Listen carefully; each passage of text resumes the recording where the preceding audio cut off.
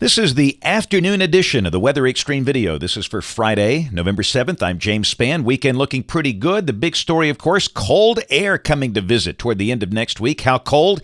When will it get here? Let's see if we can answer some questions. Let's go in there and start with the weather today. Not bad. Cobalt blue sky. That's our sky cam in Tuscaloosa looking east from the Tuscaloosa County Courthouse. To the north, there's a look at the Tennessee River. It's seen from the sky cam at Decatur. And down south, hey, got some action going on down here.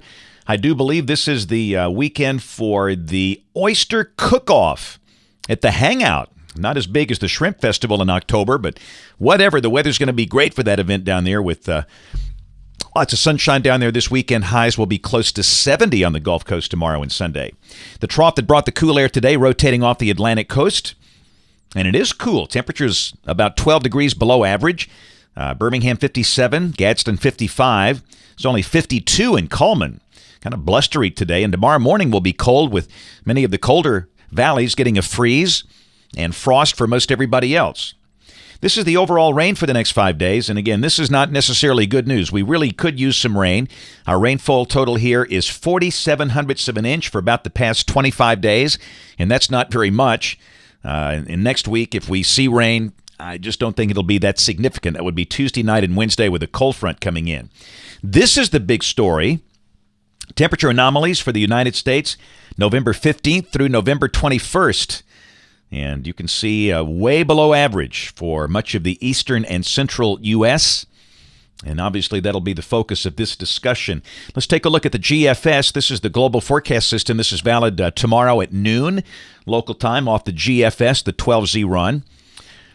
And you can see energy down in the Gulf, but that feature will not affect us. That rain stays way, way offshore, so for the folks down at Gulf Shores, no problems for the weekend, and certainly no problems here. Again, tomorrow morning will be cold and frosty, but we will likely warm up into the low 60s tomorrow afternoon, the sky bright and sunny. Sunday, another beautiful day. High should be around 60 in most spots. Thickness values are down slightly. Monday of next week, really nice thickness values coming up. That means a mild day. The high should be close to 70. And really the same thing on Tuesday. Partly sunny, the high close to 70. A cold front just north and west of here with showers around Memphis and Little Rock. And some of those could creep in here Tuesday night, and that is a 1,052 millibar high that's just north of Montana. That is very, very cold air. Wednesday, the front just kind of sags to the south. The front's not going to just sweep through here in a heartbeat. It's going to take its time. There could be a little light rain on Wednesday. 1048 highs over Montana. This is Thursday. The colder air begins to kind of creep in here.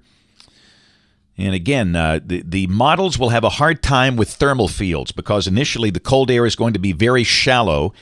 And even Thursday, that could be a day where some parts of North Alabama stay in the 40s all day. And this is a week from today, and you can see how the pattern is set up with very cold air flooding much of the nation. Down below that, the 540 line is still farther north than we've seen in other runs. But again, I'm telling you, the thickness values will not have a good grasp on the low-level thermal fields probably. I don't think they'll have a good grasp on it till probably maybe Monday or Tuesday of next week. I really do think we could see highs in the 40s, lows in the 20s at that point. This is Saturday, November 15th, and the GFS showing thickness values maybe supporting highs in the 50s. But look at the European. These are projected noon temperatures on Saturday, November 15th. It's got Birmingham at 44, Muscle Shoals at 41, Gadsden 43, and I think that's the kind of day it's going to be. So again, it looks very cold out there at the end of next week and the following weekend. A lot of the model guidance, the model output statistics, they skew toward climatology. They will not understand this until we get much closer. So just be aware of that.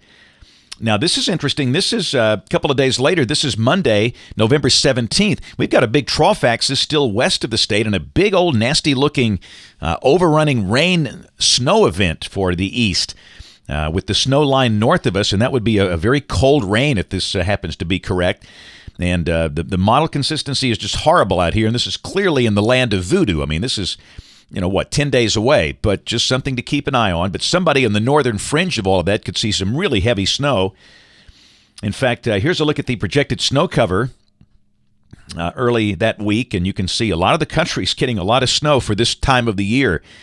And this map is going to change. And understand, we're not forecasting snow at all here. We have not, and we will not, unless something changes. But this is suggesting a pretty good chunk of the central and northern plains could see a snow cover by maybe the 16th or 17th. Here's the end of the forecast, the 23rd. Still got a deep-looking vortex over the northeast United States. That still looks very cold just north of here. And temperatures, no doubt, will likely stay below average for the rest of November here. So just get used to colder temperatures. Here's a look at the numbers coming off the GFS ensemble. I think they're too warm. Where you see those low 50s, I think highs will be in the 40s. Where you see the 30s will probably be in the 20s. And again, we'll have a much better grasp on the specifics by early next week as we get closer to the event. That's it for the Weather Xtreme video today. We'll have notes in the blog. Next video here, my next video by Monday morning at 7. Brian Peters, the man that looks like Colonel Sanders, will have the video updates tomorrow and Sunday. Thanks for watching. Have a great weekend, and God bless.